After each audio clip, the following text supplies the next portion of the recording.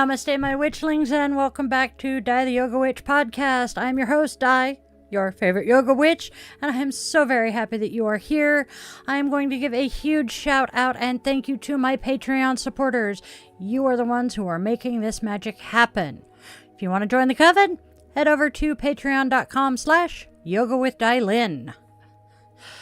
All right, so this week we are diving into the heart of community. We will explore what it means to belong, why it is so vital, and how to find your tribe. It is the first week of May, a time when we often celebrate community and connection. But first,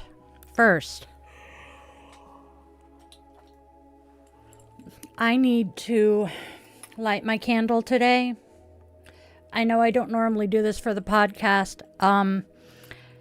but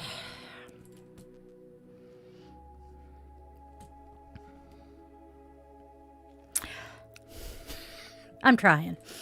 I lost my big sister night before last. So, Corey, we love you.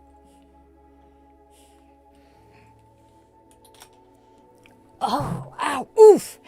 And I just got home from PT for my lower back. Oh my good gravy.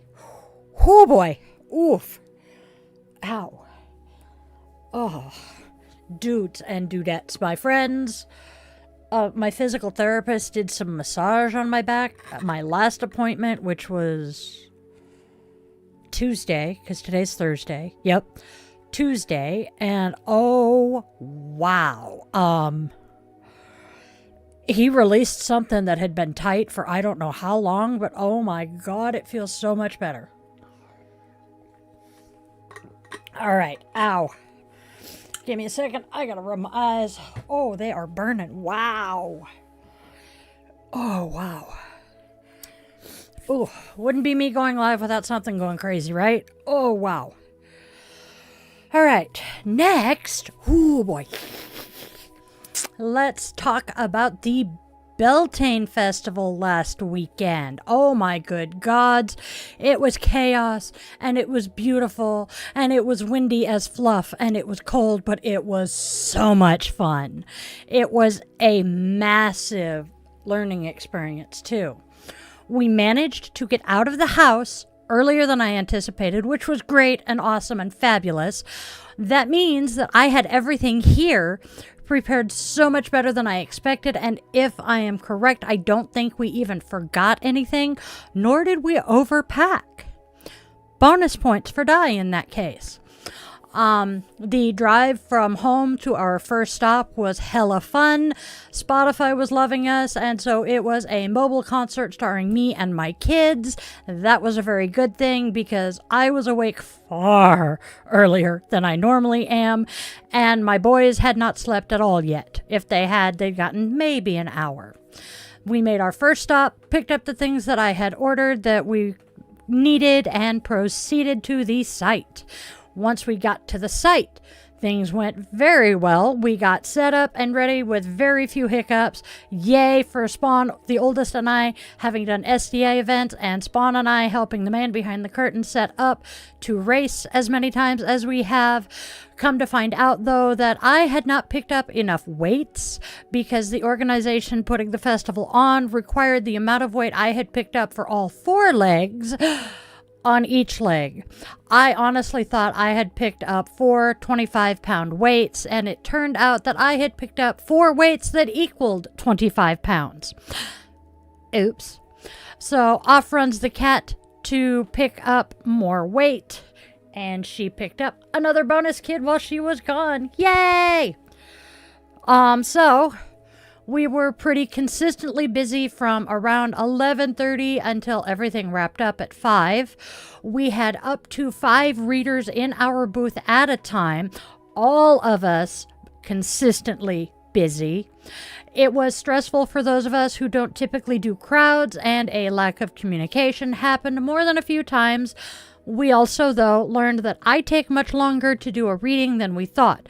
So, like I said, learning experience. We met some wonderful people, and our neighbors on both sides were really, really cool and so kind when we told them that it was our first event. And the Litha Festival is going to be on Father's Day, and I am really, really hoping I will be able to be there. I checked this morning with the head witch in charge of the Pacific Northwest Witches Market to see if my application was in or if I needed to drop a new one. So I will find out about that soon. So, oh my gosh, I really hope I will get to be there because it was so much fun. Okay. My watch is not comfortable. It's going to take it off. Hey, it is my darling ex-husband, my favoriteest ex-husband. Hello, hello. Nope to the chaos. Yes, chaos. It is always chaos with me around. I am a chaos demon. And I'm drinking more water again because, you know, I need to drink less soda and more water. And I might as well drink it out of a cute bottle if I'm going to be doing that. All right. Now, I'm breathing, and let's move on to the topic of today's podcast. Humans are inherently social creatures. We crave connection, a sense of belonging, of being seen and understood.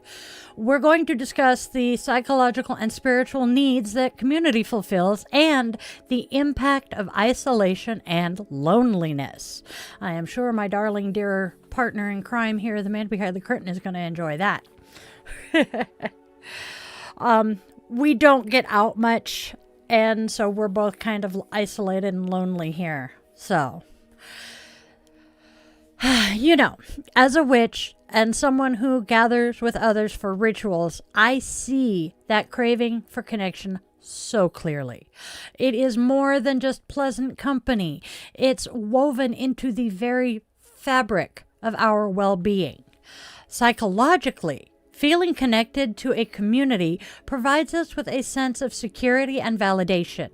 When we're seen and understood by others, it bolsters our self-esteem and helps us navigate the inevitable ups and downs of life. Think about how much easier it is to face a challenge when you know that you have people in your corner offering support and different perspectives. One of the most fundamental needs of community satisfies. Let me start that again because my brain checked out halfway through that sentence. One of the most fundamental needs of community satisfies is the sense of belonging and acceptance. As social creatures, we have a deep-seated desire to be a part of a group, to feel like we fit in and are valued for who we are. When we find a community where we feel accepted, it counters feelings of isolation and loneliness, which, as we know, can be incredibly damaging to our mental health. Think about the comfort of knowing there are others who share your beliefs, values, or even just your weird-ass sense of humor. It's incredibly validating.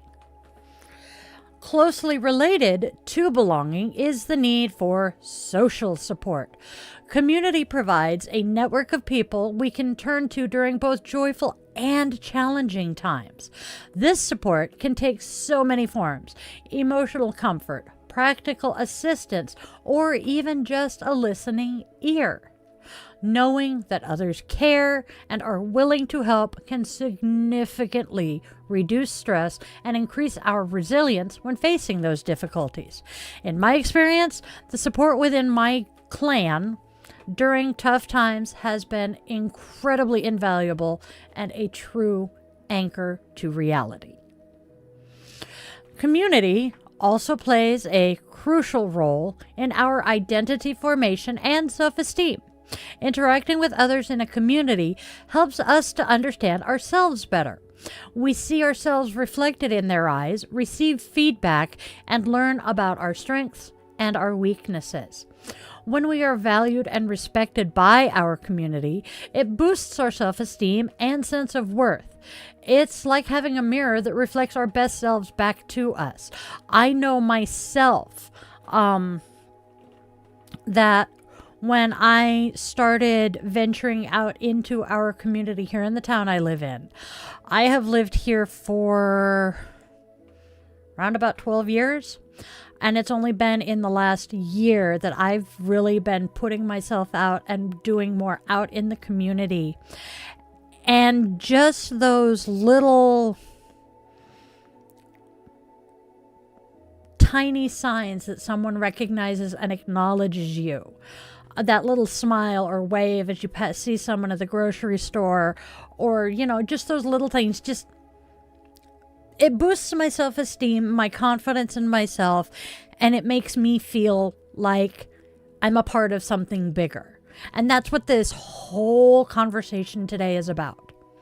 Furthermore, community fosters opportunities for learning and growth.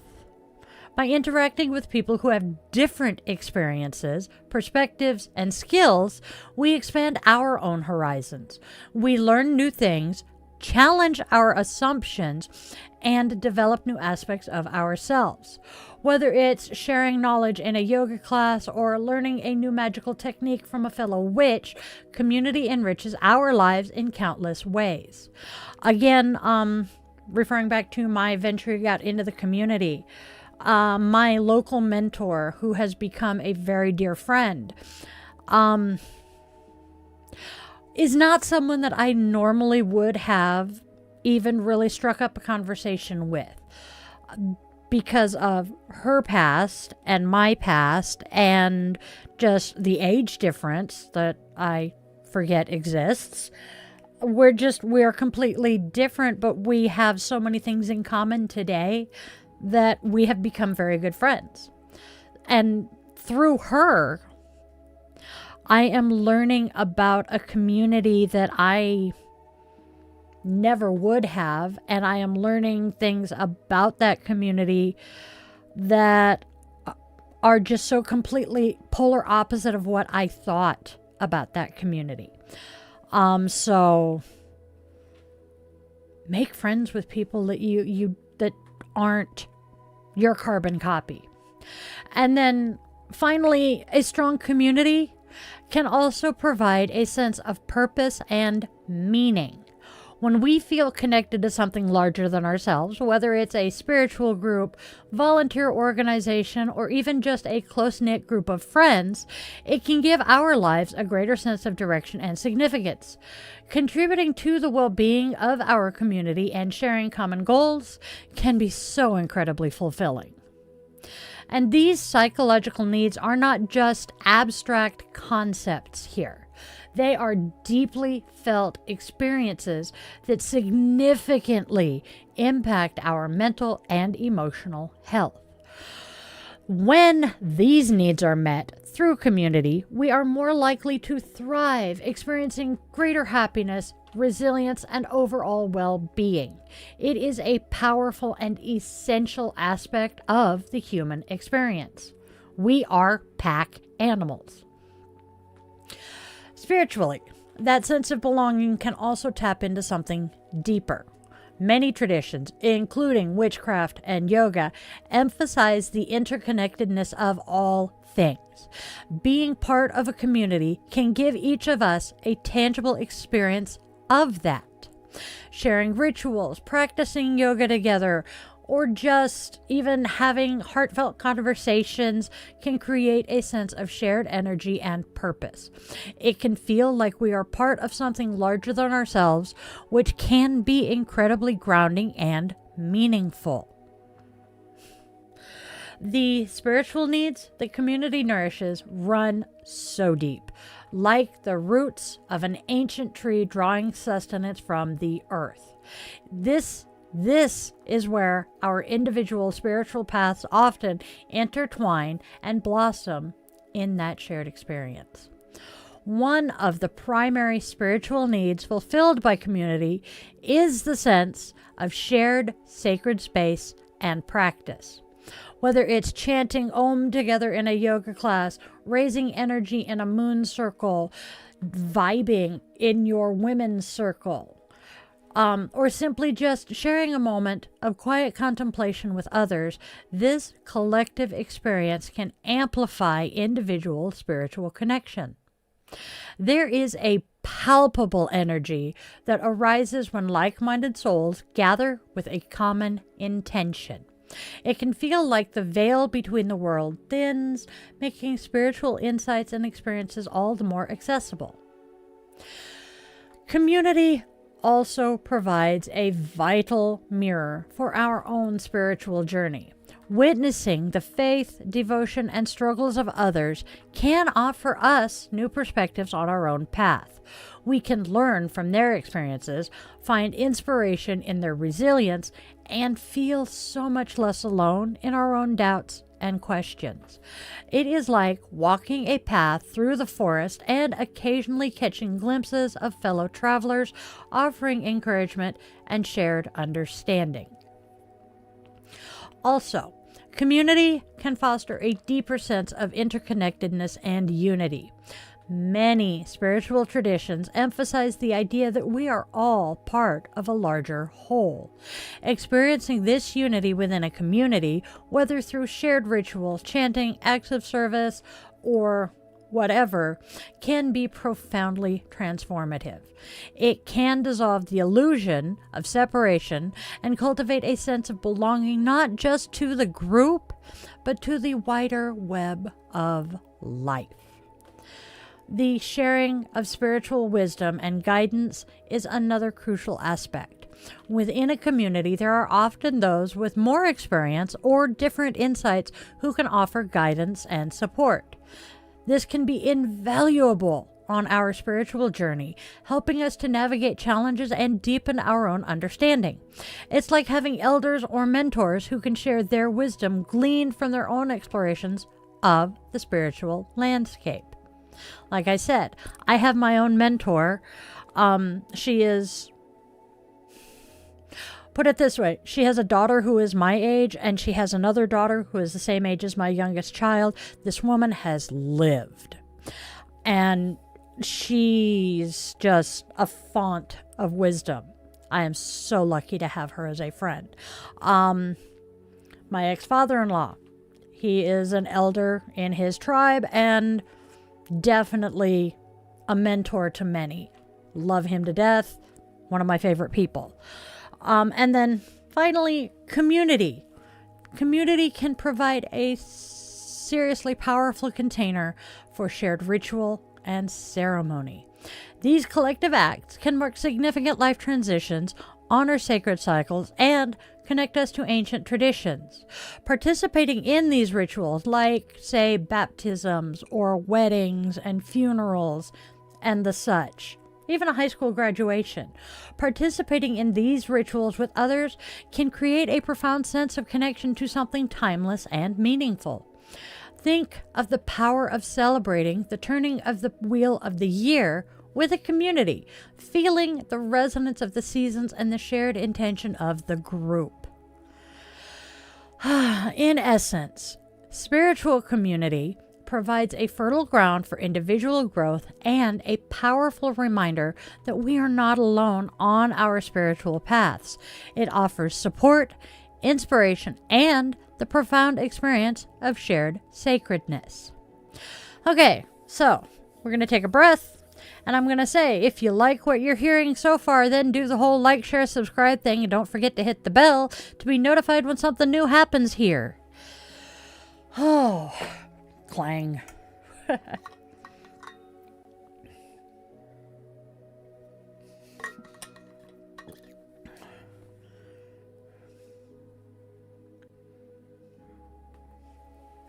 All right.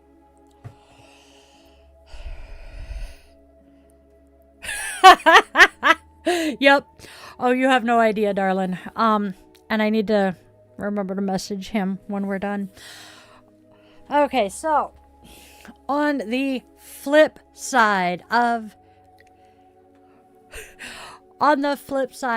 that need for community. Oh, sorry, you guys.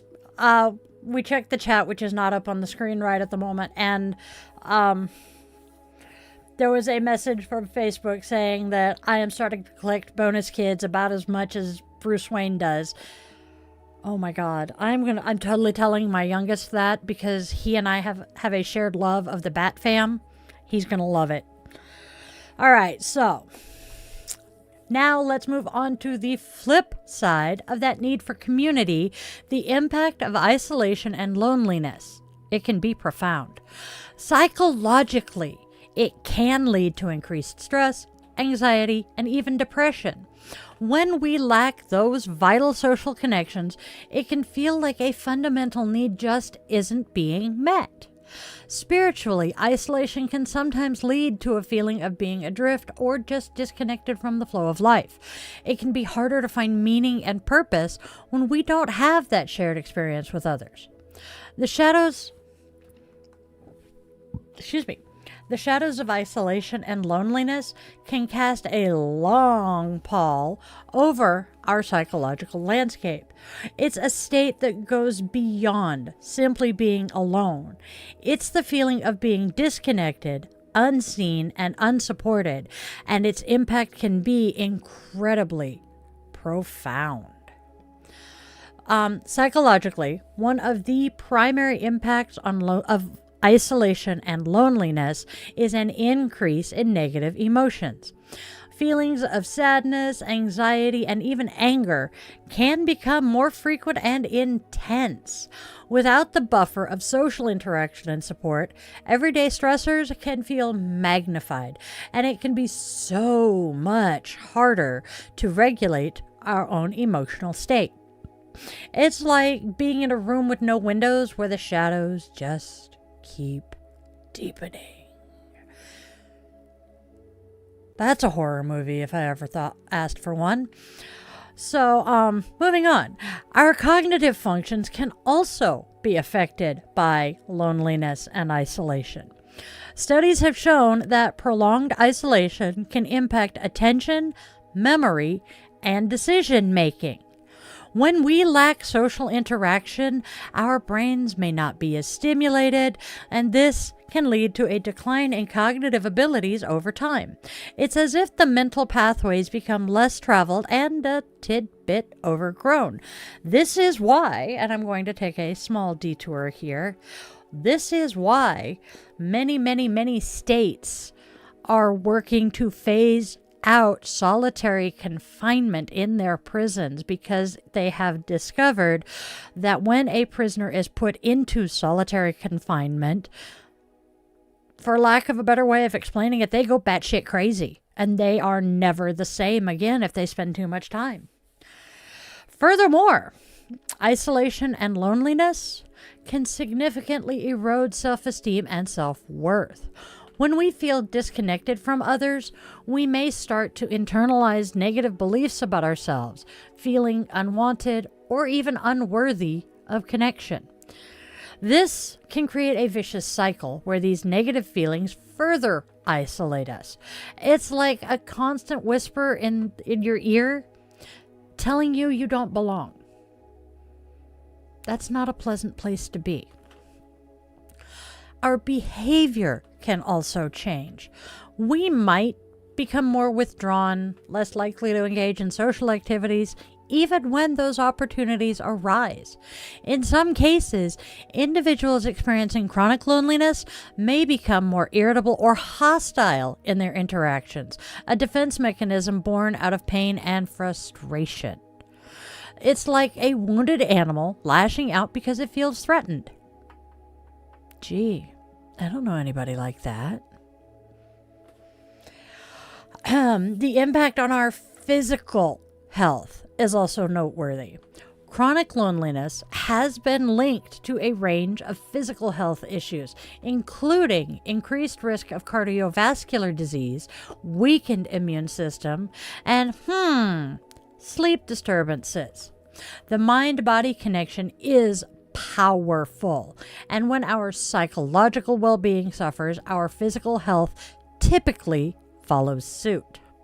So in essence, isolation and loneliness create a psychological environment of scarcity, a lack of connection, support, and positive social interaction. This scarcity can have far-reaching consequences, impacting our emotions, thoughts, behaviors, and even our physical health. It underscores just how fundamental our need for connection truly is. As someone who values the bonds within my own clan and the shared energy of our gatherings, I see firsthand the vital role that connection plays in fostering well-being and resilience against these very shadows. It really makes me think about the power of our monthly moon circles and the energy that we build together. It's not just about the ritual itself, but about the feeling of being held within that circle of like-minded individuals. That shared intention and energy is so incredibly potent. Dude, you can get high off of it for weeks.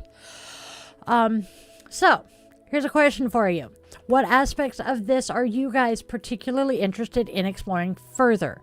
Perhaps the specific psychological benefits, the different ways community fulfills our spiritual needs, or maybe just the challenges of overcoming isolation. So I'm going to check in with the chat real quick and see if anybody has anything. Very true. What is very true? So,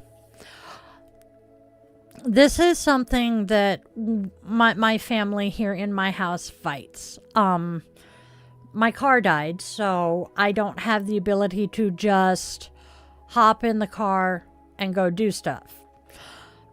So I'm fighting a little bit of that. Hello, Steve R. I see you there. And my poor husband, due to, long COVID, he doesn't have the ability to get out very much, and he is very definitely fighting some of the effects of being isolated. Third shift sucks a lot by itself, honestly, Steve. And combining that with being at college full time, yeah. I'm going to venture to guess the only people you ever get to really talk to are your classmates and your coworkers. And yes, the oubliette was intended to make them go mad and end it all. Oh, speaking of oubliette, y'all are going to get sick of me talking about this show and book series, but Discovery of Witches, the main character, Diana, ends up in an oubliette, so I find connections to my books everywhere, don't I? Alright. Take another sip, and we'll continue on.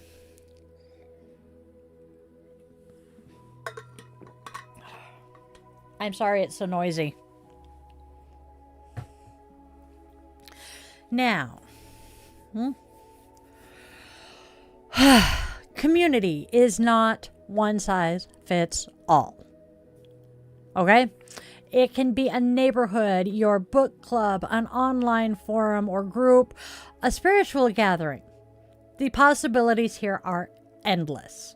So let's explore some different types of communities and how each of them offers unique forms of support and connection. This is fun. I love talking about how people can meet others. Let's start with your geographic communities. These are often the first that come to mind. People living in the same physical area, like a neighborhood, town, city, or even a rural region. For me, it's both my town, the closest big city, which would be Seattle, and just the fact that I live in the Pacific Northwest. Those three are my geographic regions, basically. So shared location often fosters a sense of local identity and shared concerns about the immediate environment. The heart of community beats strongly within the shared spaces of our geographic locations. It's where the roots of belonging often first take hold. Think about it. The familiar faces at the local coffee shop, the shared experience of a town festival or block party, the collective sigh after a particularly harsh winter. How many of us in the Pacific Northwest all shudder and cringe when we think of Snowmageddon a few years back? These are the threads that weave together the fabric of a geographic community. One of the foundational aspects of this type of community is the shared environment. This can manifest in many, many ways.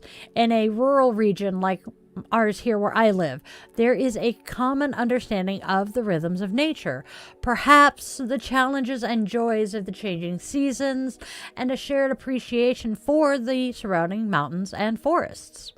This shared landscape can shape traditions like the importance of local agriculture, or in an area like this, outdoor recreation.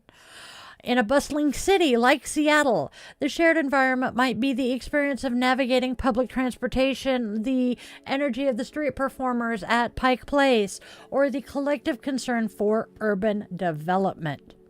Each place fosters a unique local identity shaped by its physical characteristics and the history of human interaction within that space. Local identity is another key element. This can be as simple as knowing the best place in town for a burger, or as complex as understanding the historical significance of a particular landmark. Let's take the Space Needle. It's also the feeling of connection to a place and its unique character. You can see this in local traditions, such as the annual local film festival that celebrates cinema in our own backyard here in my town, or the way people rally around local sports teams. High school football. Furthermore, geographic communities often coalesce around shared concerns. These might be practical issues such as improving the local schools, addressing traffic congestion, or protecting the natural environment. When people share a physical space, they often have a vested interest in its well-being and come together to address challenges and advocate for their community's needs. Think about things like supporting small businesses in your own downtown area. I really don't have much to add to that particular bit. There's also a certain convenience and familiarity that comes with geographic communities. You might bump into neighbors at the grocery store, easily attend local events, or rely on nearby services. These everyday interactions, while seemingly small, build a sense of connection and mutual support. However, it is also important to acknowledge that geographic communities are not always homogeneous. They can encompass diverse populations with varying backgrounds and perspectives, such as my own town here. I have brand new neighbors who just moved in who don't speak a whole lot of English. We live practically on top of a Native American reservation with their rituals and history and culture. And then we have the middle class, lower middle class people who just kind of vibe here, to Microsoft executives, Amazon executives. We have a .com type people. We are a very techie city because of how close we are to Seattle. So we have a very diverse community here in my town. The heart of the community then lies in the ability to find common ground and build bridges across these differences within the shared physical space. And then we have the interest-based communities. Interest-based communities are the vibrant pulse of life here. These communities form around shared passions, hobbies, or interests. Think of book clubs, gaming groups, crafting circles, or even online forums dedicated to a specific television show like, oh, I don't know, Twin Peaks. The bond here is the mutual enjoyment of an activity or a topic. This, and I punched the microphone, ow. This is where the heart of community beats in rhythm with shared passions, where connection sparks from a mutual spark of enthusiasm. Think about the excited chatter at a book club meeting here in town, or as folks discuss the latest read, or the focused energy in a crafting circle at the community center as nimble fingers bring projects to life. The very core of these communities is the joy of shared engagement. It's that feeling of finding others who get it, who understand your fascination with a particular historical period in the SCA, your dedication to mastering a new crochet stitch, or your fervent theories about the latest episode of your favorite show. This shared enthusiasm creates an immediate bond, a sense of camaraderie built on common ground. Let's consider the gaming group that meets regularly at the local teen hangout here in town. The heart of their community isn't just about rolling dice or strategizing in their virtual world. It's about the shared narrative, the inside jokes that develop. Oh, excuse me. That one just decided to smack me upside the head. It is about the shared narrative, the inside jokes that develop over countless hours of play, and the support and encouragement offered as players learn and grow together. Online forums dedicated to specific interests amplify this reach, connecting people across geographical boundaries who share a niche passion. While they may not be able to share a physical space like we do here in town, the intensity of their shared interest can forge incredibly strong bonds. Think of a forum dedicated to the tarot. Practitioners from all over the world sharing insights, interpretations, and their own personal journeys with the cards. Mutual learning and growth often flourish in these communities, whether it's sharing tips on improving your sourdough starter, debating the merits of a different fantasy author, or even exchanging strategies for a challenging video game level. The collective knowledge and experience within the group become a valuable resource for everyone involved. These communities also provide a powerful sense of validation and belonging. When you're deeply passionate about something that might seem niche to others, finding a community that shares that passion can be so incredibly affirming. It's a space where your enthusiasm is not just tolerated, but celebrated. Furthermore, that word is popping up a lot. I am sorry. Interest-based communities often extend beyond the primary activity. Book clubs might evolve into friendships that extend into other areas of life. Gaming groups like Friday Night Magic might organize social gatherings outside of their Friday night gatherings at the game shop.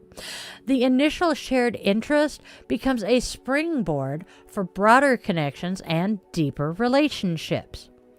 Here in the town I'm from, I've seen the local hiking groups foster not only a love for our amazing and stunning natural surroundings, but also forging strong friendships among members who support each other on and off the trails.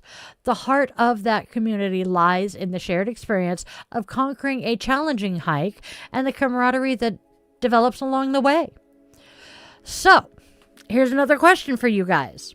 What are some of your own interest-based communities, and what aspects of their heart resonate with you?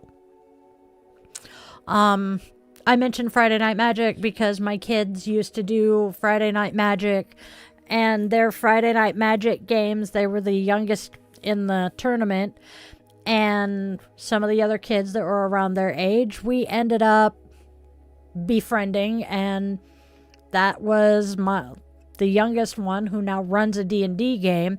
That was his introduction to D&D. All right. Gonna take a sip, and then we will move on to practice-based communities.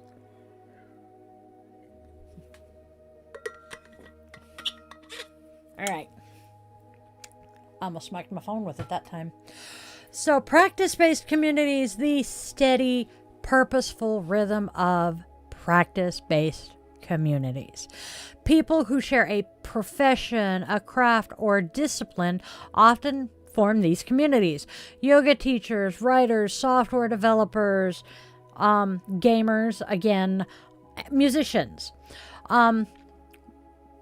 People often connect to share knowledge, support each other's growth, and discuss the best practices. This also happens in witches groups. Hello, child. Here, the heart of community beats within the shared dedication to a craft, a profession, or a discipline. Think about the energy when a group of yoga teachers gather for a workshop here, exchanging insights on alignment and sequencing, or the focused discussions among local writers sharing their work and offering constructive feedback at a literary gathering. The lifeblood of these communities is the mutual pursuit of mastery and growth. It's the understanding that comes from shared experience in a particular field. Whether it's navigating the challenges of running a small business in our downtown area, honing the skills of a specific magical tradition, or staying current with the ever-evolving landscape of software development, these communities provide a vital network for learning and development. Let's consider a coven, a practice-based community within witchcraft. The heart of that community lies in the shared exploration of magical practices, the collective learning from rituals and spell work, and the support offered as individuals deepen their connection to the craft. This is a space for sharing knowledge, troubleshooting challenges, and celebrating successes within their chosen path. Similarly, let's think about a group of software developers who meet regularly either in person or online. Their community thrives on the exchange of technical expertise, the discussion of emerging technologies, and the collaborative problem solving that arises from their shared profession. They understand the specific demands and rewards of their field in a way that others just can't. Shared language and understanding are also powerful connectors in these communities. There's an efficiency and a depth of communication that comes from a common framework of knowledge and experience. A fellow yoga instructor immediately understands the nuances of a particular asana, such as crow pose, or the challenges of teaching a beginner's class. A fellow writer grasps the complexities of plot development and character arcs. These communities, though, also serve as vital support systems. The journey of mastering a craft or navigating a profession can be so demanding. Knowing that there are others who understand the specific hurdles and triumphs can be so incredibly encouraging and provides a sense of solidarity. Practice-based communities often contribute to the advancement of the field itself. Through shared discussions, the development of best practices, and the collective exploration of new ideas, these communities play a crucial role in shaping the evolution of their chosen domain. Here in my town, we have a local artist guild that serves as a fantabulous example. They come together, united in their dedication to various artistic mediums. The heart of their community lies in the shared passion for creation, the exchange of techniques, and the mutual support as they navigate the artistic landscape. So, what practices or disciplines have drawn you guys into community with others? And what does the heart of those communities feel like to you? Oh, I see the emo has popped in. Hello, emo. Good to see you. And yes, it was Tookers deciding to come say hi.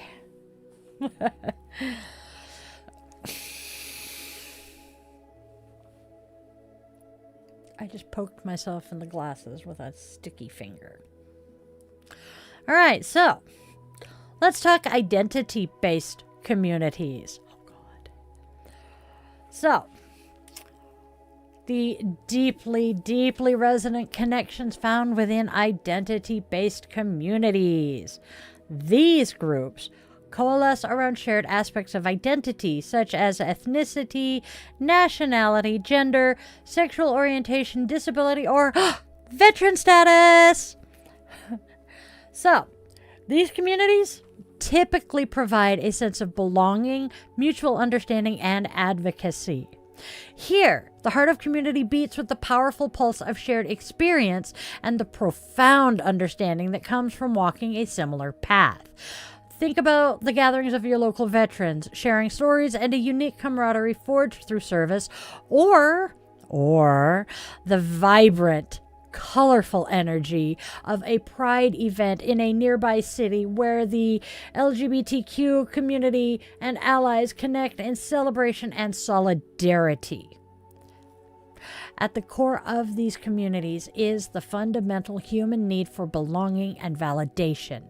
When individuals share a significant aspect of their identity that might be marginalized or misunderstood by the broader society, finding a community of others who understand that experience is so incredibly affirming and empowering.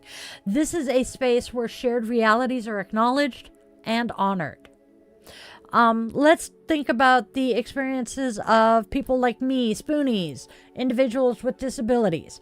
Within their identity-based communities, there is often an immediate understanding of the daily challenges, the systemic barriers, and the triumphs that might go unnoticed by those without similar experiences. This shared understanding fosters a powerful sense of mutual support and empathy. They can then exchange practical advice, advocate for accessibility, and simply offer a space where their experiences are normalized. Similarly, ethnic and national identity-based communities often serve as vital links to culture, tradition, and heritage.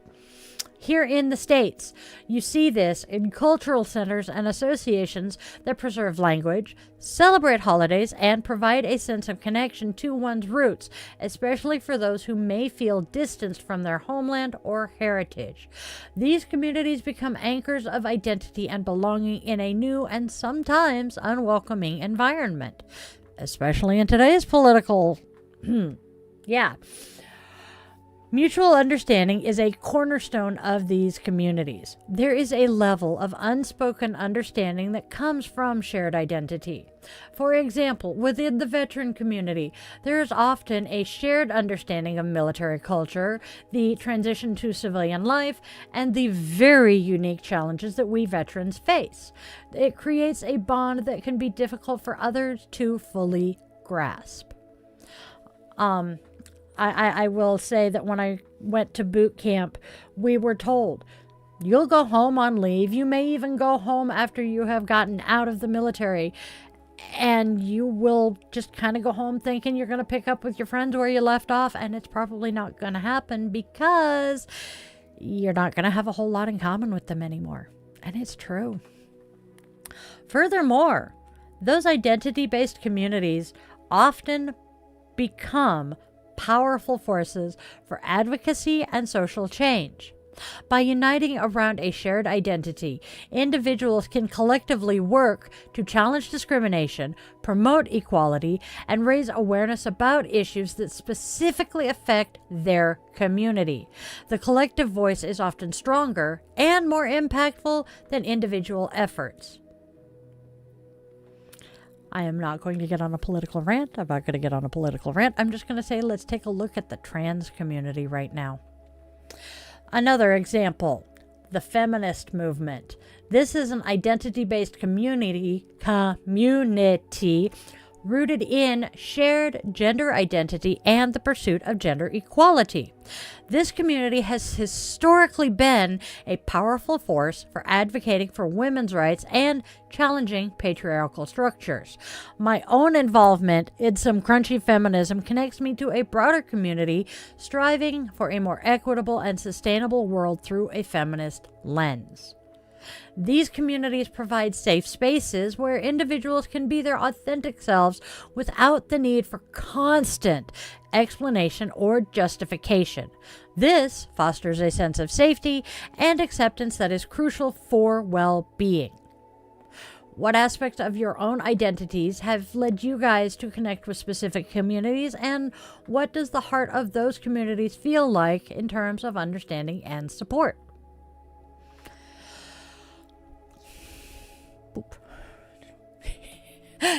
Yes, my political rants are typically saved for my Saturday night bitch and witch angry veteran rants. But there is so much right now that just it ties in with this because of the fact I myself am a member of the LGBTQ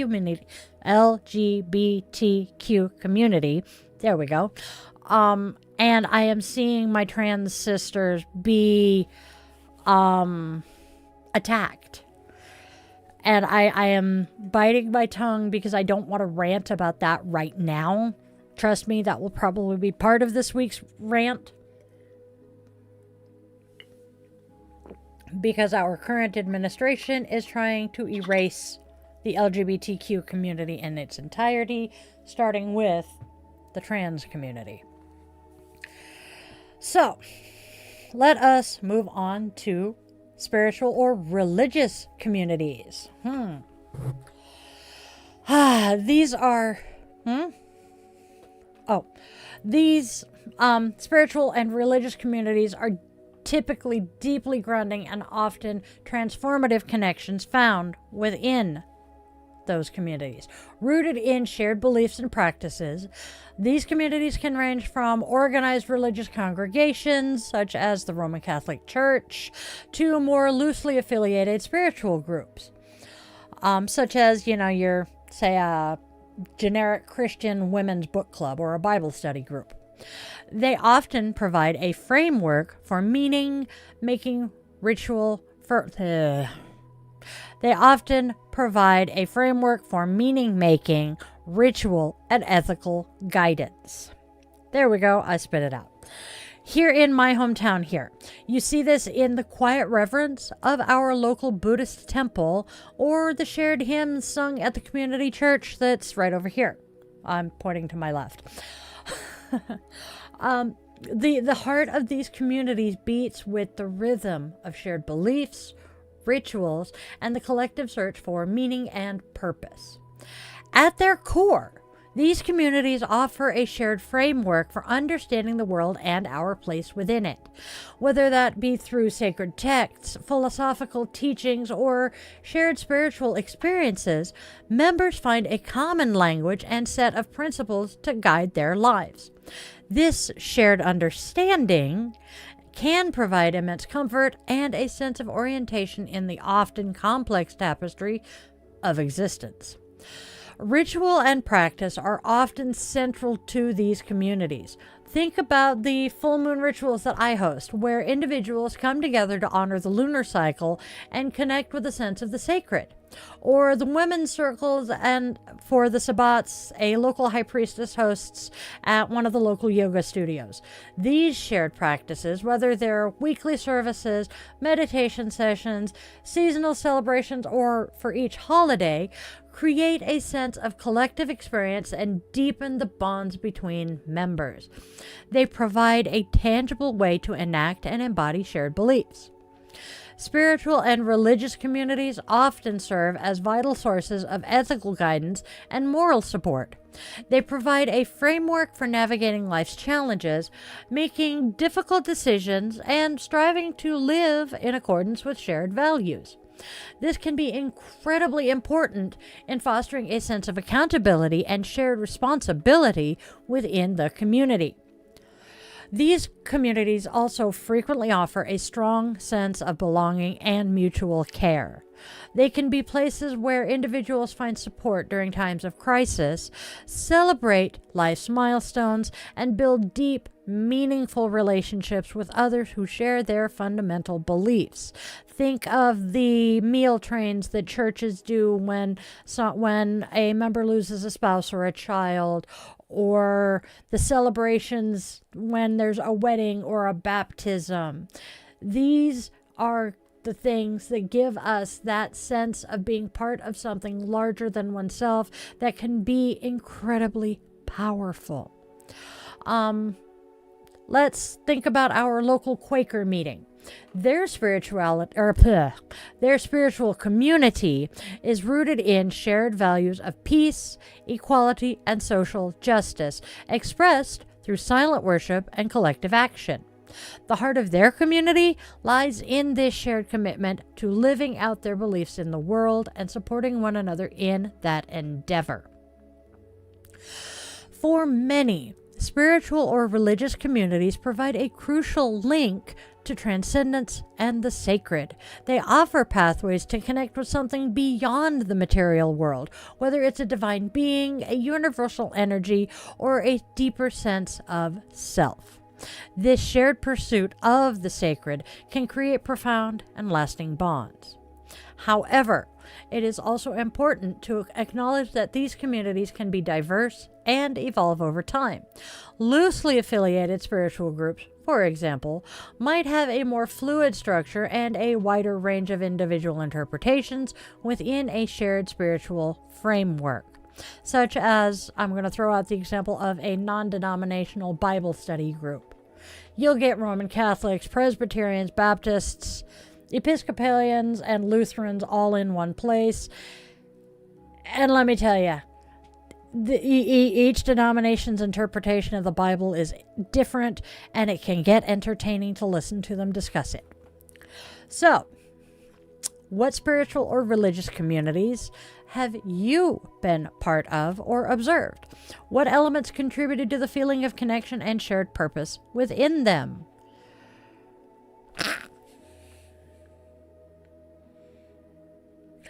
You are absolutely correct, Vampire Goddess. I do agree with you that Trump has had more surgeries than the average trans.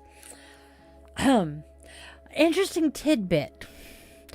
One of their favorite things to say is that, children are getting gender affirming surgeries. What they don't think about and publicize is that the most common gender affirming surgery for children for under 18 is boys getting excess breast tissue removed. Yeah. Steve, I see you saying you steer clear of the spiritual groups. Yep.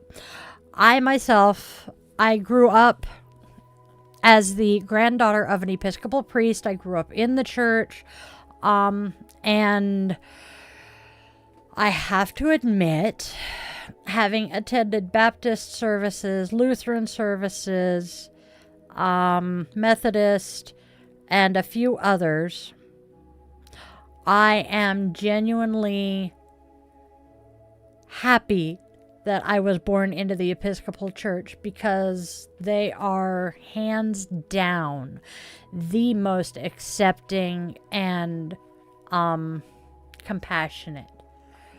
The Episcopal Church, Presbys aren't bad. Presbyterians are up there. But the Episcopal Church was the first to allow women to be clergy, as in full-on priests. The Episcopal Church was the first to have women bishops.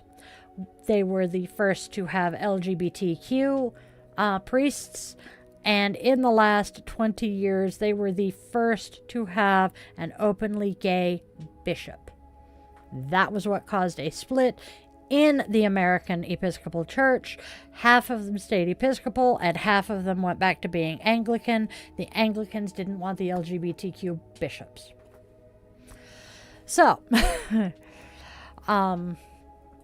and I myself, I say this, I'll mention this later, but I have never been a part of an official coven. My grandfather was an Episcopal priest, and the reason he became an Episcopalian is one of my grandparents was Methodist, one of them was Baptist, and they couldn't decide which church they were going to go to, so they collectively decided they were going to become Episcopalian. The Methodists are honestly, if I can't find an Episcopal church and I want to go to church, I go to the Methodists. I myself, as we all know, am a witch now. I set my feet on this path at 18.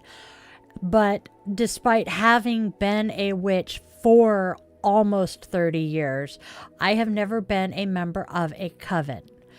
My family has been basically my coven. We're a collection of solitaries who will pull together when we need more oomph than just one of us has. Then, let's see, I'm going to take a sip and we will discuss now support communities. Oof, the support communities are important.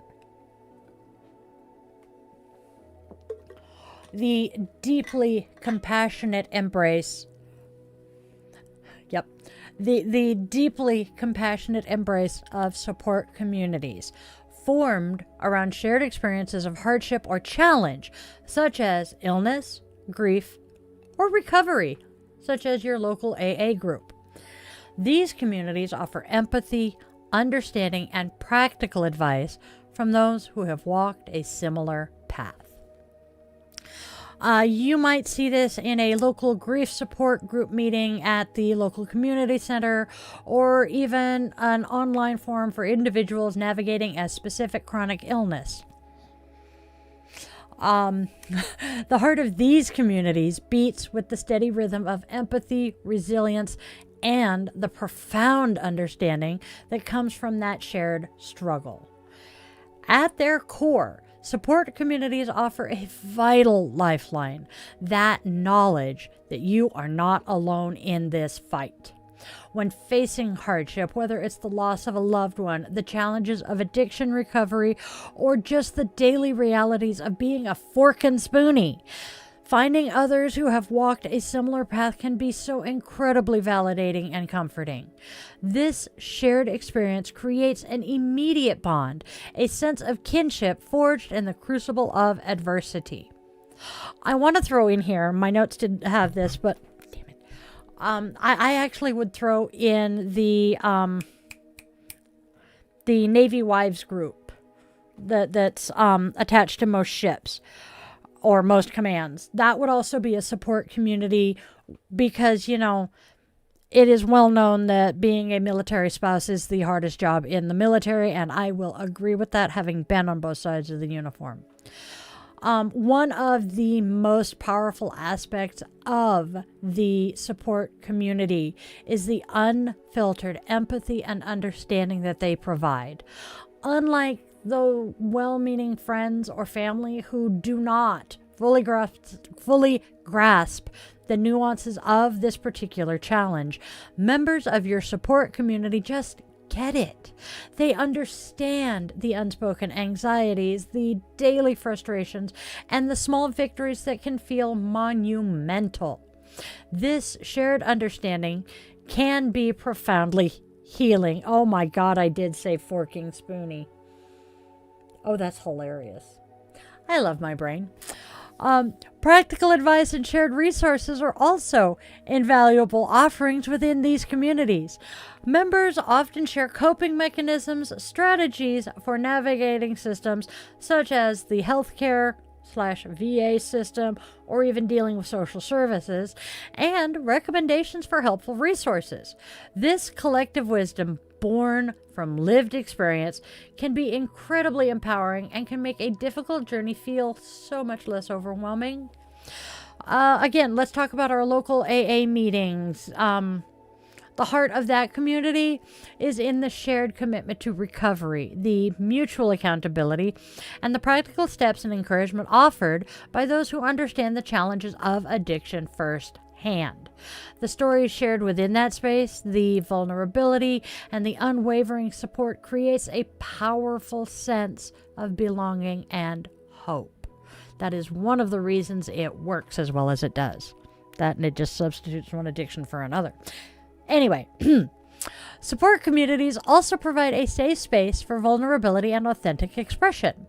In a world that often expects us to be strong and resilient, these communities offer a haven where it is okay to not be okay. Members can share their fears, their frustrations, and their moments of weakness without judgment, knowing that they will be met with understanding and compassion. These communities also often foster a sense of hope and resilience. Witnessing others navigating similar challenges and finding ways to cope and even thrive can be so incredibly inspiring. It offers a tangible reminder that healing and growth are possible, even in the face of significant adversity. The connections formed within within support communities can be incredibly deep and lasting. Often, the shared experience of overcoming hardship forges bonds that extend beyond the specific challenge that brought this community together. These relationships can become a source of ongoing strength and support in all aspects of life. What have you guys had experience-wise with support communities? What elements of those support communities have struck you as the most essential to their ability to offer comfort and aid? I am a Spoonie, chronic illness warrior, and oh my God, the number of times, actually, case in point, I was about 2 years ago diagnosed with yet another condition. It is a very scary one at times. I have partial orthostatic tachycardia syndrome, POTS, which means my heart will decide to speed up to 120 beats a minute while I am sound asleep. And the very first person I reached out to after getting that diagnosis, as I'm being reminded, it doesn't just do this when I'm asleep, but that's the best example of it just randomly decides to race. The very first person I reached out to was a fellow Spoonie that I have befriended courtesy of Facebook, because I know they also have this condition. When they didn't answer, I'm sitting there going through my contacts going, who do I know that's dealt with this one? Oh yeah, my darling ex-husband, his little sister. So I called him up and was talking to him. And this is how community or support communities work. That they are there for you when you have an oh shit moment. So, I know people who are in AA. I know people who are in Al-Anon, which is the support group for families of alcoholics. What support groups have you guys found, be it online or in person? I know that I value them. Because next, amusingly, mentioning that I have found my support groups on Facebook, we're going to talk about virtual communities.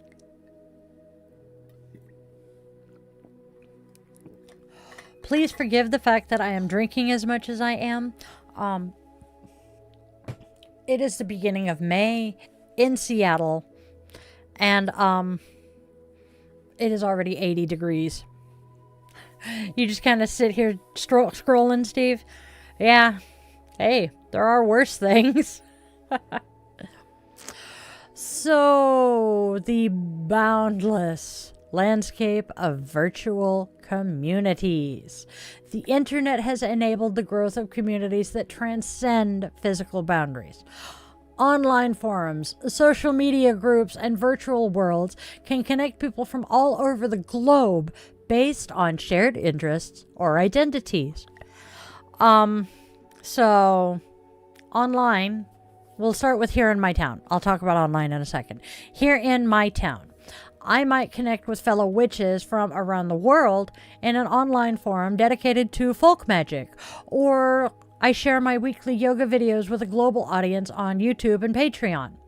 The heart of these communities beats in the digital realm, transcending physical limitations and connecting souls through shared passions and identities. Referring back to my Spoonie community, I actually was diagnosed with dissociative identity disorder, multiple personalities, courtesy of one of my online virtual communities. I met a friend in one who, after we had been communicating online for a few months, straight up told me that I needed to talk to my psychologist about it because she had picked up on enough symptoms of it just talking to me online. Again, when I was diagnosed with POTS, the first person I called was a Facebook friend. The virtual communities are just as valuable as IRL. But the most striking aspect of virtual communities is their ability to overcome geographical barriers. Someone in rural Montana with a deep interest in Byzantine history can connect with experts and enthusiasts in Greece and Australia through an online forum. A transgender teenager in a small, isolated town like mine can find a supportive community and a sense of belonging in an online queer group. This accessibility opens up a world of connection that was unimaginable just a few decades ago. At their core, these communities thrive on shared digital spaces and tools. Whether it's the instant connection of a social media group, the threaded discussions of an online forum, or the immersive experiences of virtual worlds via VR glasses, these platforms provide the infrastructure for people to interact, share information, and build relationships. Building relationships. Hello. Both of my sons are in long-distance relationships with women that they met online. So, these virtual groups and virtual support is just as good as in person. So, moving on. Diverse perspectives and a wealth of information are often hallmarks of virtual communities. Because they draw members from all corners of the globe, they can offer a broader range of viewpoints, experiences, and knowledge than might be found in a geographically limited community. This can be incredibly enriching and can challenge one's own assumptions and perspectives. Virtual communities can be particularly powerful for individuals who may feel marginalized or isolated in their physical surroundings. They can provide a sense of anonymity and safety that allows people to explore their identities and connect with others who understand them without fear of local judgment or prejudice. Consider the online witchcraft community that I'm a part of. This is a vibrant space where practitioners from diverse traditions and locations share spells, discuss the lunar cycles, and support each other's spiritual journeys. For someone in a place where paganism isn't widely understood or accepted, this virtual connection can be a lifeline.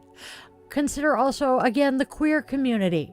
You get a kid who is queer and does not have accepting parents. They can find that accepting community out there on the internet and find people who love them for who they are, do not judge them, and encourage them to be their true selves, potentially keeping them alive until they are old enough to move out of their parents' home and can genuinely live an authentic life. However, it is also important to acknowledge the potential downsides of virtual communities. That lack of face-to-face interaction can sometimes lead to misunderstandings, and the digital nature can make it easier for negative behaviors like cyberbullying to occur. Maintaining healthy boundaries and critical thinking are essential in navigating these spaces. Despite these challenges, though, virtual communities offer incredible opportunities for connection, learning, and support. They demonstrate that the human need for community can find expression and fulfillment even when physical proximity is not possible. Oh.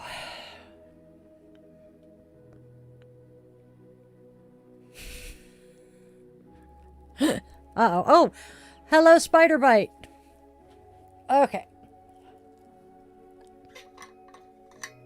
All right.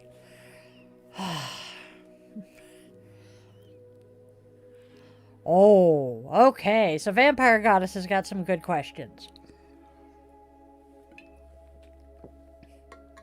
Starting with the UFO question. God bless Texas, I did it again. Yes, I have seen a UFO. Oh, sorry, did I yell? I apologize. Okay. Yes, I have seen a UFO. Let's see, I was less than 11. I was younger than 11. And I was laying on my bed, looking out the bedroom window, broad daylight. And this bright light went zipping. I mean, it went that fast. And I do not today remember if I told my parents about it at the time or not. They wouldn't have believed me anyway. As far as haunting, I think she mentioned haunting. Yes, I think AI will work in the future to help humans live longer, and I hope it will help us live better as a society there. That would be nice. A haunting experience, oh yes. My former best friend and I were on fire watch in the barracks when we were in our tech school. There was something in the barracks. I want to talk more about this. Pop in, ask me these questions Sunday for Sunday Coffee and Q's, because I will talk about this a lot. Spiderbite says, I don't understand paganism completely. Basically, the basic tenet of paganism is that there is divinity in all things. And we acknowledge it, we recognize it, and we treat it as such. Thank you, Vampire Goddess. I appreciate that you love my being here. I have not seen the Orville. It is one that it's what I think it is. It's the TV show with what's his name? Seth. The mind behind American Dad and the Family Guy. Yes. My goddess, I have been touched by Bridget. Long story there. We will discuss that another time. AI can be very scary, Steve. Oh, yes. I am surrounded by children of Hecate. I genuinely am. I have so many people that I know that are children of Hecate. That's kind of amusing. So, moving on. Hey, we're almost at an hour and a half, and I'm only like 2/3 of the way through this. Am I babbling, or have I just got that much to talk about? Both.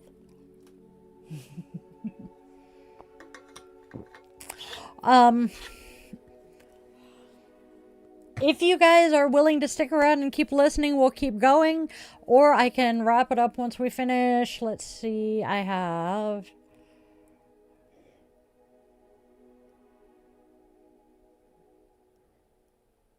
Three more types of community to discuss. Wow. I didn't realize I wrote that much this week. I'm sorry, you guys. Okay, so... intentional communities are next. The thoughtfully constructed world of intentional communities. Thank you, guys. So, these are groups of people who have consciously chosen to live together based on shared values or goals, such as eco-villages, co-housing projects, or even monasteries. I have contemplated it. Here in the Valley, we have some inspiring examples of people coming to live together in alignment with shared values, whether it's a focus on sustainable living in an eco-village or a commitment to spiritual practice in a monastic setting.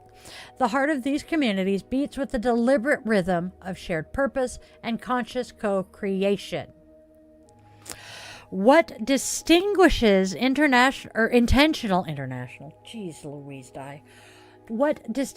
intentional communities is the conscious choice of its members to live together based on a unifying vision. This isn't about who happens to live down the street.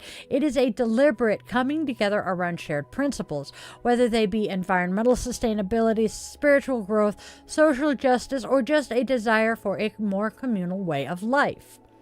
Shared values and goals are the very foundation upon which these communities are built.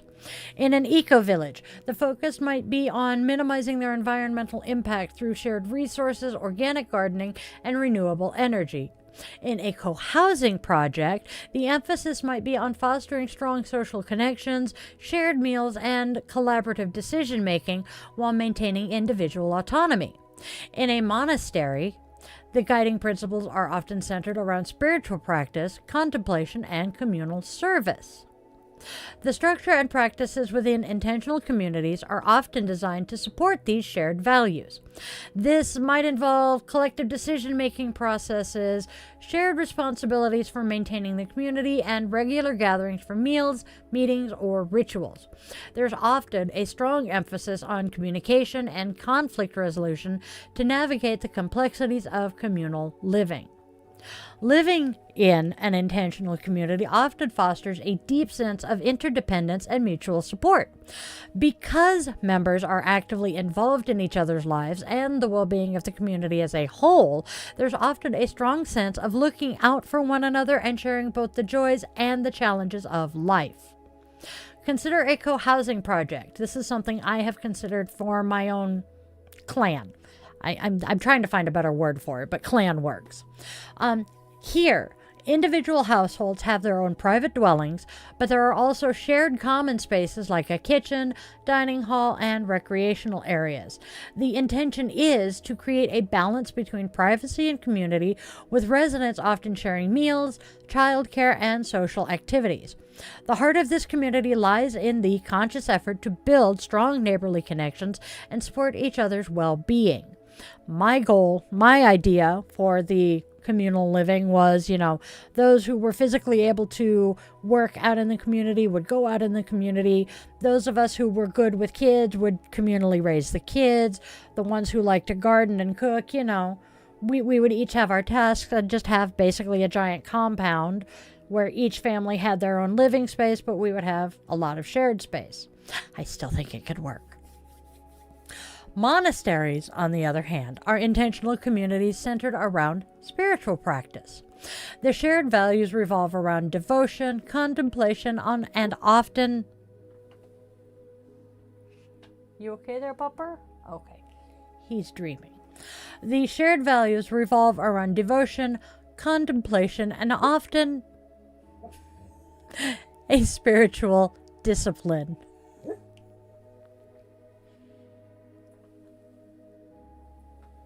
He woofed at the same place both times.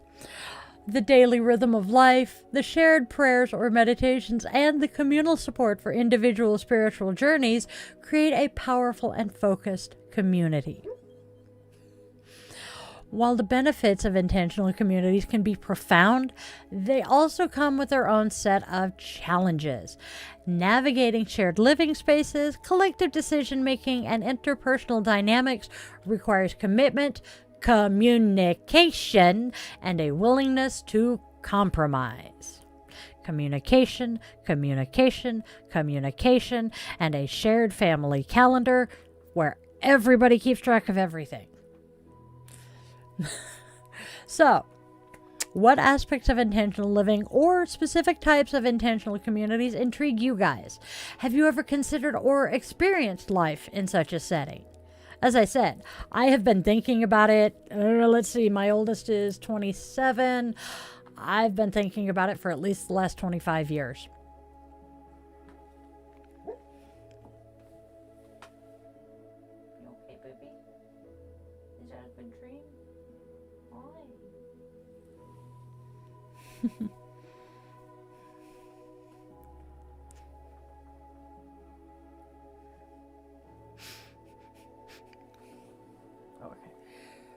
Sorry, y'all. The Tookers is dreaming here next to me, and I'm making sure he's okay.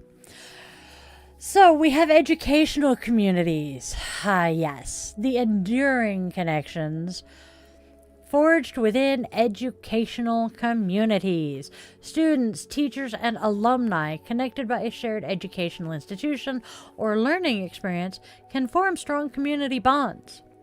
Here in the Valley, we see this in the vibrant spirit of our local high school students rallying around their sports teams and band, or the supportive network of parents and teachers collaborating on school projects. The heart of these communities beats with the shared experience of learning, growth, and the formative years spent within the walls of an educational institution. At their core, educational communities are bound by the shared experience of learning and intellectual growth. Whether it's the intense camaraderie forged during late-night study sessions, the inspiring influence of a beloved teacher,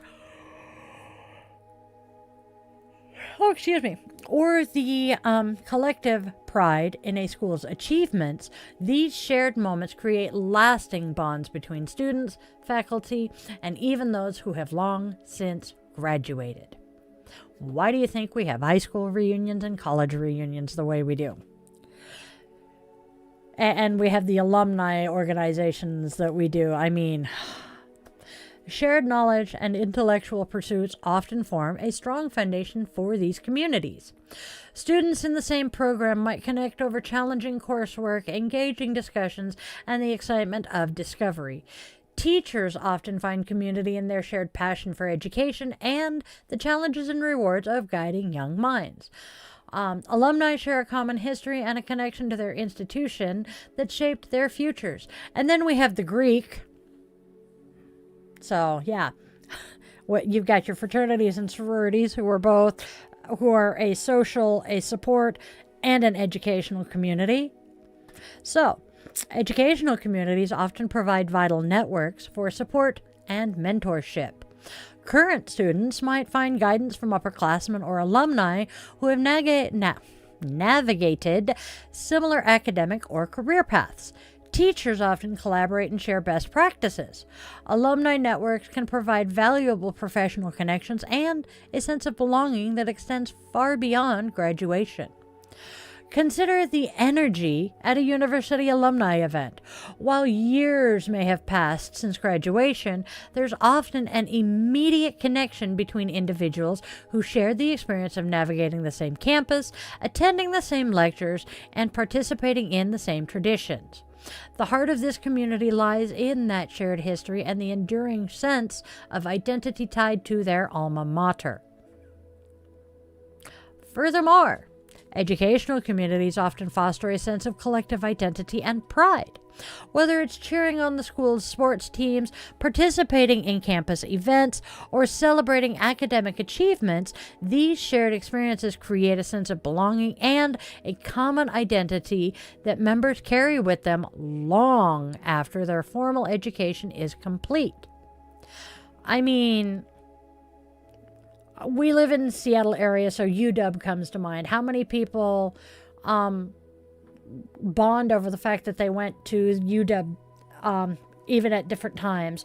Or alumni of Notre Dame bond over having gone to Notre Dame.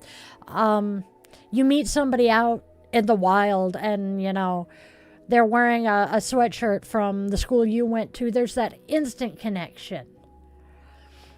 So it's a thing. Teachers, as integral members of these communities, often find camaraderie and support in their shared dedication to the profession. They collaborate on curriculum development, share teaching strategies, and provide emotional support to one another as they navigate the demanding yet rewarding world of education. Here in the town I'm in, I have seen the dedication and strong bonds among the teachers at our local schools, and I happen to be friends with two teachers from my high school. I will have my 30th reunion, 30-year reunion. There we go. I can spit it out this summer. And I am friends with these two men. And they are both retired from the high school. And they are both still very good friends. They became friends while working together. So those bonds last. And then the learning doesn't stop at graduation either. Alumni communities often continue to learn and grow together through professional development opportunities, shared interest groups, and the ongoing connections facilitated by that institution. This lifelong learning aspect strengthens the bonds within the community. Finally, we get to familial communities. Whew, gonna take a sip here before I get into this one. Let's talk family.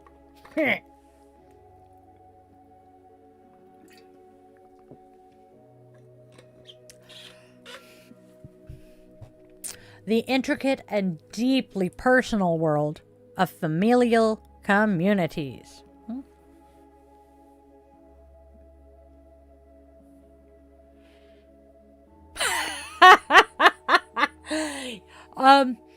I think Spiderbite is saying they are not in America and asking, can they say sweatshirt is the most disgusting thing you can call your various types of tops? I honestly think that is part of why a number of people have started referring to what typically were called sweatshirts as just sweaters, and just a knit sweater and a fabric sweater are both sweaters. But yes, and the reason that we called them sweatshirts is because they were intended to make you sweat. That's why you have sweatsuits. You got the sweatshirt, you got the sweatpants. And yes, I agree with you. It does sound rather ew. That they were intended to make you warm enough to sweat when you work out. Yes, I like the word jumper for them too. And I have taken myself to referring to a sweatshirt that's not a hoodie as a sweater. Sweatpants, when they first came out, they were never intended to be worn in public. Drunk in public. Anyway, they were intended to be warm-up gear for athletes and exercise. But yes, sweatshirts, I do not love that word. Have not for a while. Oh, what are you apologizing for, honey?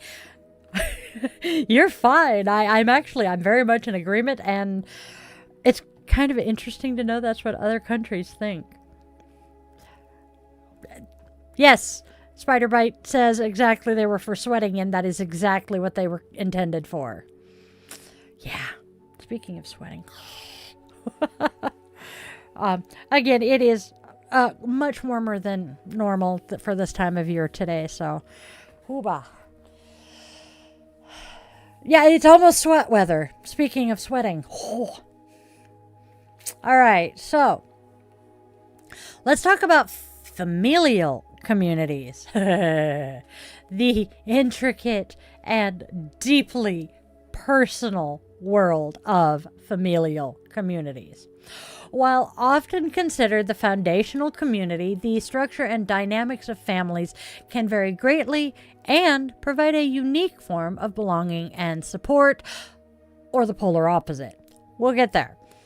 Here in my town, as in every corner of the globe, families form the bedrock of many individuals' lives, though the shape and dynamic of these foundational units are so beautifully diverse.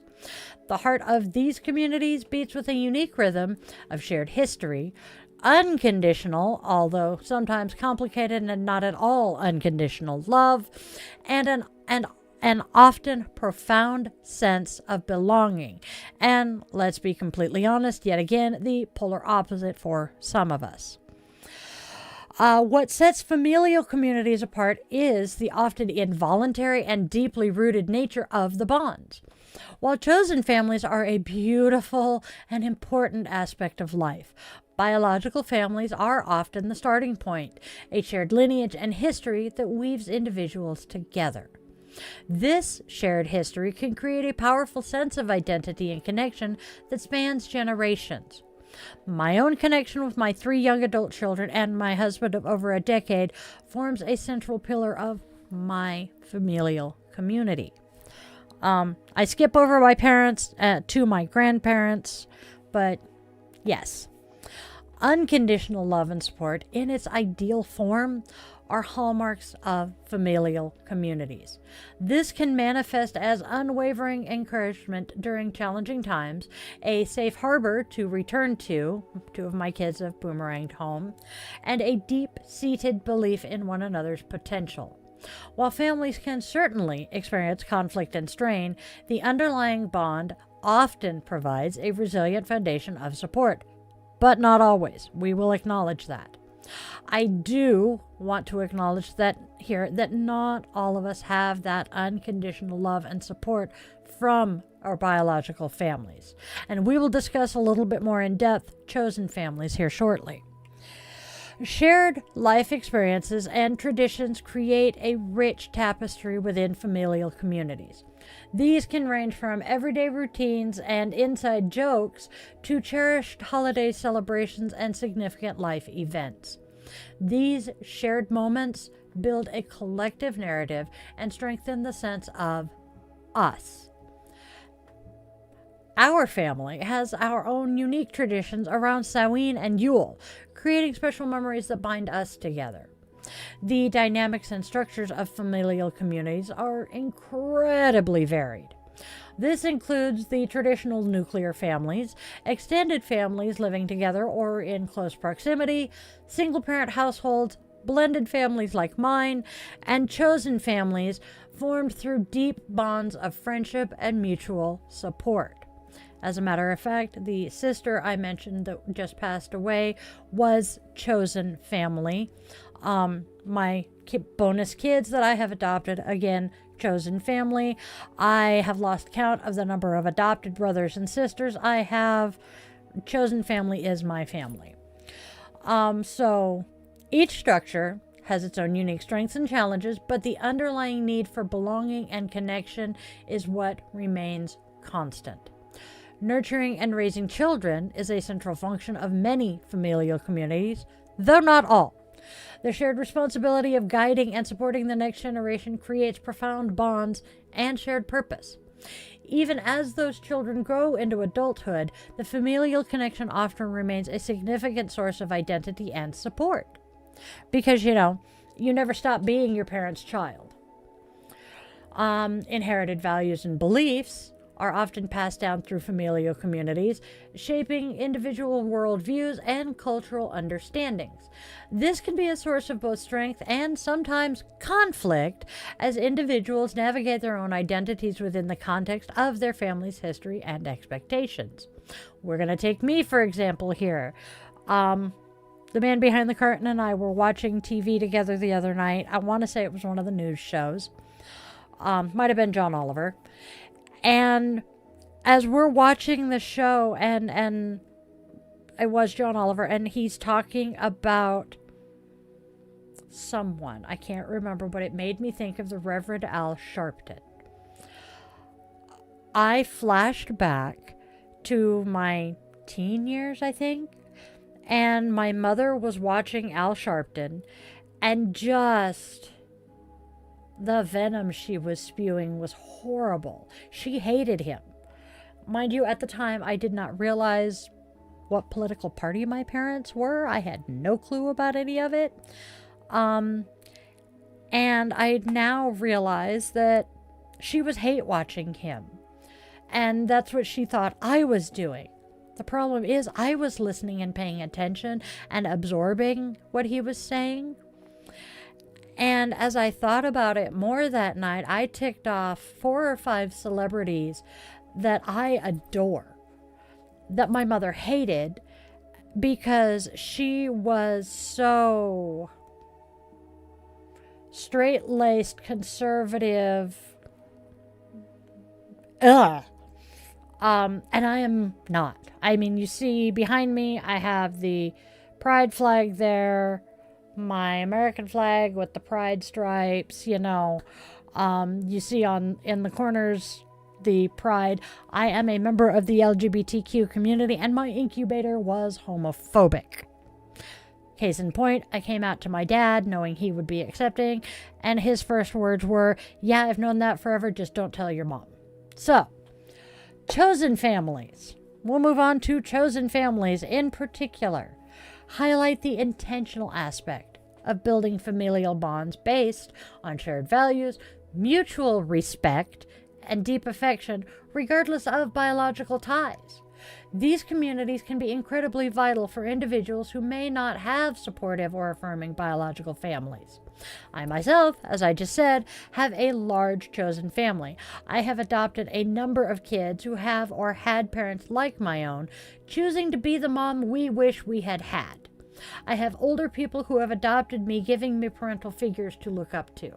I am very lucky in that aspect. So what aspects of your own familial communities out there, whether they be biological or chosen, feel the most significant in providing belonging and support for you? What unique dynamics have you guys observed within the diverse forms of families around you? I'm curious.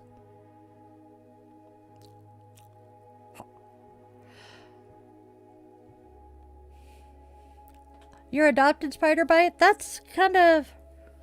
I think that's cool. I am so sorry that your family has made you believe that love always comes with conditions. Yeah, my mother was very much like that. I was unwanted, and nothing I ever did was good enough. And she loved my brothers, and I am not trans in any way, shape, or form. But I do very clearly remember crying myself to sleep many, many, many times, wishing I were a boy so my mommy would love me. My first experience with unconditional love, honestly, was my son, my oldest son. Do we have the same mom? I would think. Steve is saying he stays away from his mother because she's a racist and hateful woman. If mine weren't sitting in an urn on my brother's desk, I would ask if we had the same mother. My mother was so racist and hateful and spiteful, and just, there's a reason I typically refer to her as the incubator. Yeah.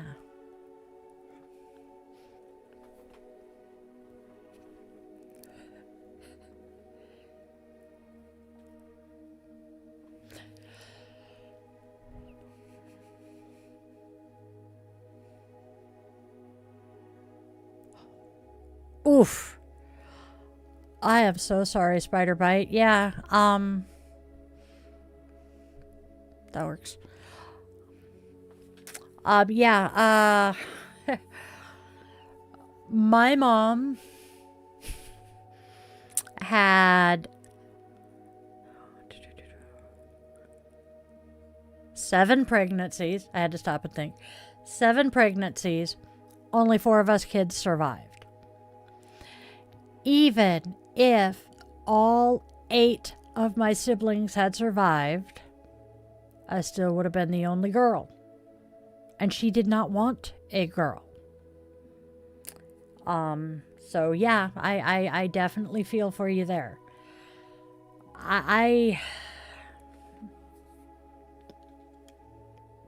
Finding my chosen family just saved my life. I have a woman who has been my nearest and dearest friend since I was a sophomore in high school. And I have to admit, she is probably the reason I am still alive today. Because she was the first person to ever show me that I deserved something other than the vitriol I got from my incubator. Unless I was making her look good, then I was a good child.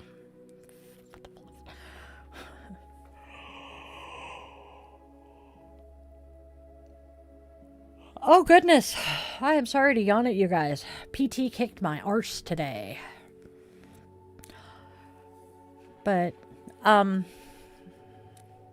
exactly. Focus, mindfulness, be in the present moment, focus on what is in front of us here and now, and just We used to have the Serenity Prayer hanging on the wall in the house growing up.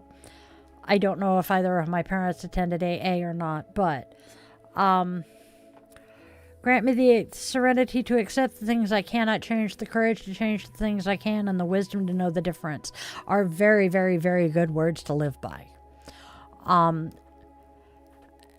I have been working for a very long time to accept those aspects of my life that I cannot change, i.e. the things that happened years ago, and accept the fact that I am who and what I am. That's the only thing I can do. And, you know, the other thing I try to do is genuinely be the parent I needed for kids like me. And I realized that I am here to help and heal. Steve, I'm assuming that the Serenity Prayer is what you're saying you keep hearing. I'm willing to bet you have something in your life that you're trying to ignore. It doesn't work well. Or else you are worrying and fretting about something that either hasn't happened or did and you can't change. Am I friends with my kids? Yes, actually.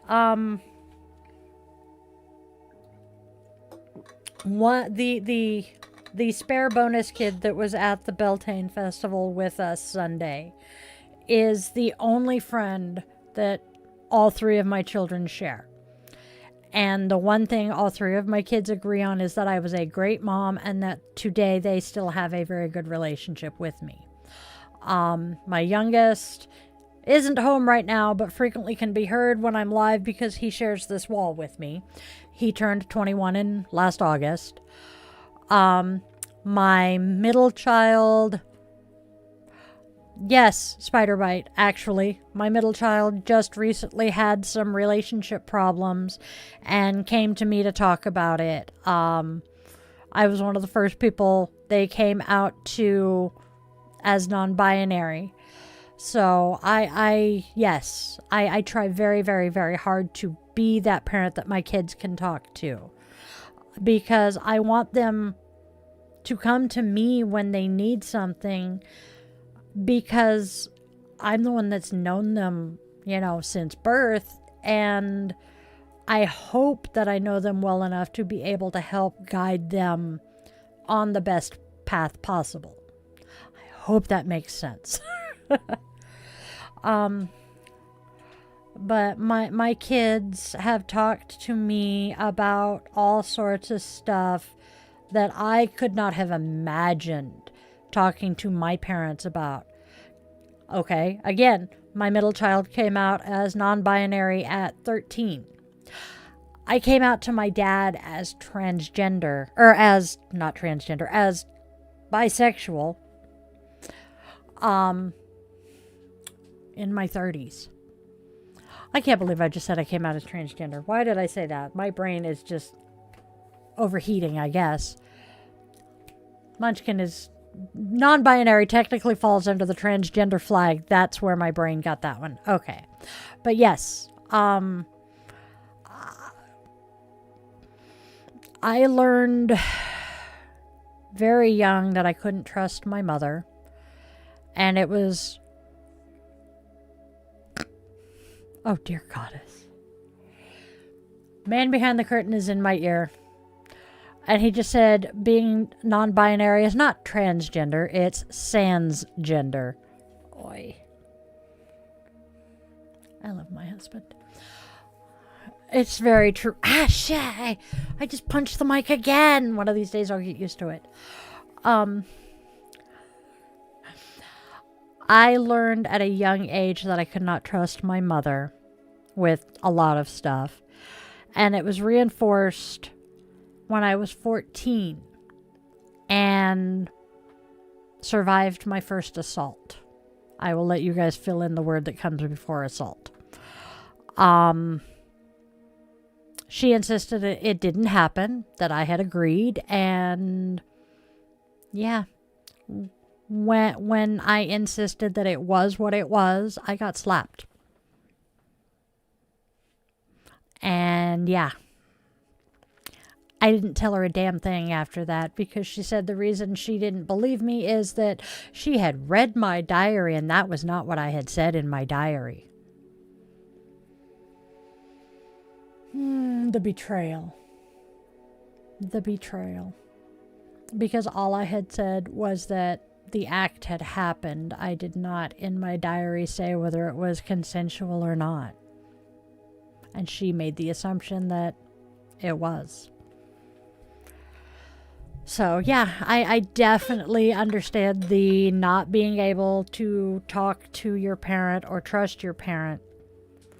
And honestly, I think the night that she and I got into that particular fight was the night that I decided I was never going to be like that with my own kids. That also, let's see, I was 14 when that happened. So that was 33 years ago this September.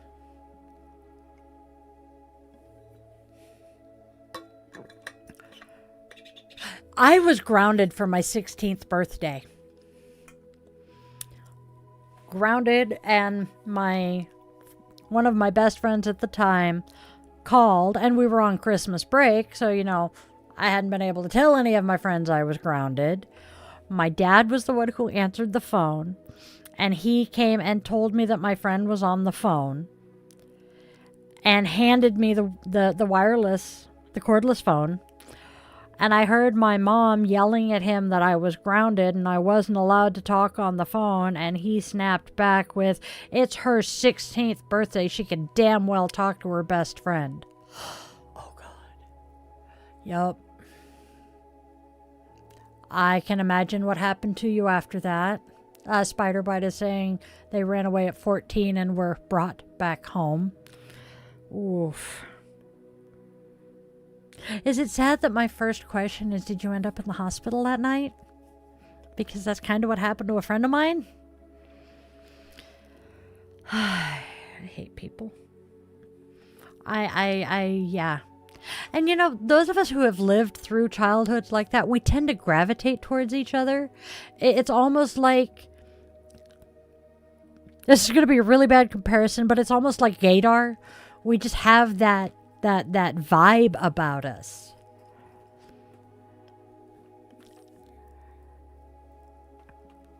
It is actually kind of similar to gaydar. Because it's that shared trauma, and we just have that aura to us. And oh my gosh. Oh, hello. We have been doing this for almost 2 hours, you guys. Oh, wow. So you know what we're going to do? I am going to hold off the other half of this, and I will either do it at a later date, or I will just put it into the blog, because yeah, we'll keep talking for a little bit. I just realized we've been here for almost 2 hours, and I still have about another half hour's worth of stuff to talk about. So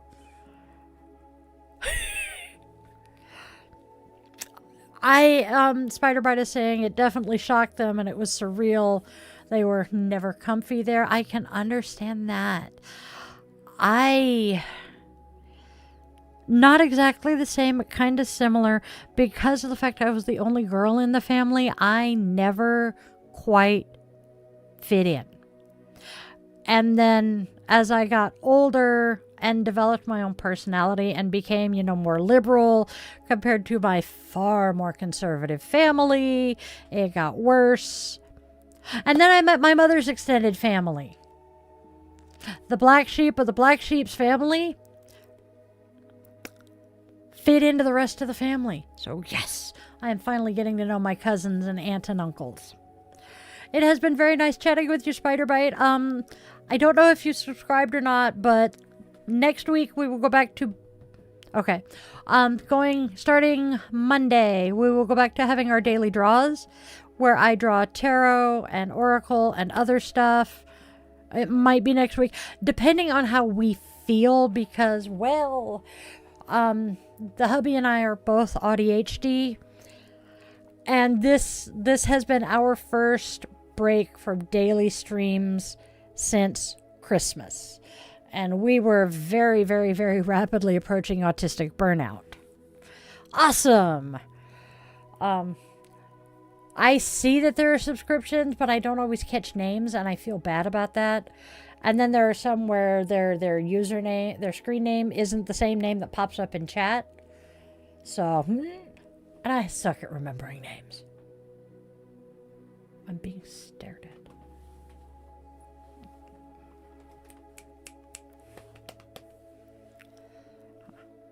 Come here. Come here.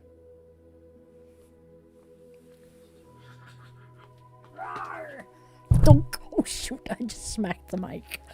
There we go. Say hello to the furry overlord, everybody.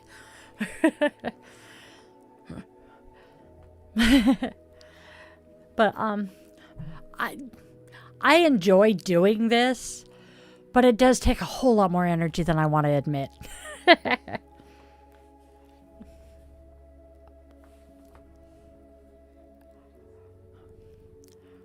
I don't know if you guys can hear him. Come here.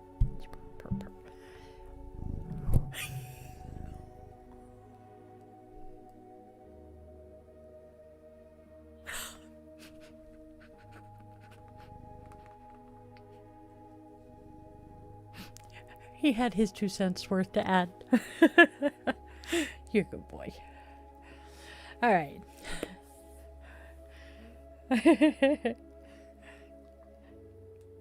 His favorite place to be is sprawled on my desk or in my chair. I see that. Okay. Apparently there's something coming in the chat that I just haven't seen yet. All right, my guys. All right, my loves. Thank you, my darling witchlings, for joining me today to celebrate the heart of community. Please remember, connection is magic, and we have made some connections here tonight. Don't forget to connect with me on social media. I am Die the Yoga Witch on almost all of the social medias. And if you are feeling the call, oh yes, the link tree and in the description box you find my links. And if you are by any chance feeling the call to support the podcast and join the coven, head on over to patreon.com/yogawithdailen. Don't forget to do the like, share, subscribe thing. Hit the bell for notifications when we post. And please, spread love, spread joy, and spread kindness. There's enough darkness and hate and discontent out there. We don't need to be adding to it. I would love it if you guys would join me in being that beacon of light for those who have lost their way. Tell your loved ones, be they human, scaly, feathered, or furry, that you love them. I do know from experience that 2 a.m. phone call sucks, even if you don't answer it and get the voicemail at 10 o'clock the next morning. I love you guys, and please remember, you are loved. You are wanted, you are needed, and you genuinely do have a purpose here in this life. I will see you guys next week, or tomorrow, or whenever. Have a good one. Namaste, my witchlings. I love y'all.